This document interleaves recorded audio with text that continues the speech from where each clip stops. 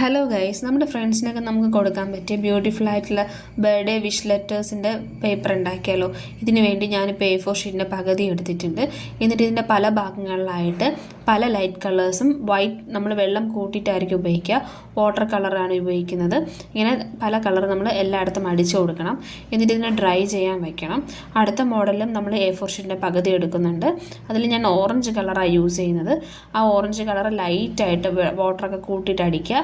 എന്നിട്ട് അത് ഡ്രൈ ചെയ്യുമ്പോൾ നമുക്ക് അതിനകത്തേക്ക് ഓറഞ്ച് കളറിന് ഡാർക്കായിട്ട് ഫ്ലവർ വരച്ചെടുക്കുക.